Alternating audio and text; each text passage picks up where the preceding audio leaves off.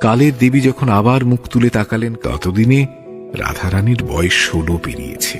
ঘন কালো চুল, চোখজোড়া দিঘির মতো। প্রথম যৌবনের স্নিগ্ধ সৌন্দর্য ঘিরে ধরেছে তার সর্বাঙ্গ। এক ভদ্রলোক এসে দাঁড়ালেন। আপনি কেন এসেছেন জানতে পারি? আমি এভাবে পরপুরুষের সঙ্গে দেখা করি না। নেহাত বসন্ত বলল, তাই। আগন্তুক এবার খুব পুরনো সংবাদপত্রের একটা ছেঁড়া পাতা রাধারানীর দিকে এগিয়ে দিলেন। আপনি কি রুক্মিণী কুমার? না, আপন নাম গোপন করে একটা কাল্পনিক নাম ব্যবহার করতাম। সেই নামটি রুক্মিণী কুমার। কিন্তু রাধারানী তো বিবাহিতা।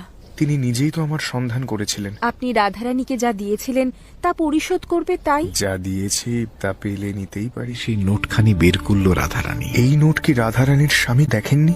না, রাধারানী কুমারী স্বামীর কথাটা আপনাকে মিথ্যা বলেছি। বলছিলাম, এতদিনের দেনা সুদ কি কিছুই পাবো না? টাকা খরচ করে ফেলেছি, কাপড়ও ছিঁড়ে গেছে, তা কিন্তু আর ফেরত দিতে পারবো না। তার বদলে এই হার আপনি গ্রহণ করুন। রুক্মিণী কুমারের গলাতেও একটা মুক্তোর হার ছিল। সেই হারটা পরিয়ে দিলেন রাধারানীর গলায়।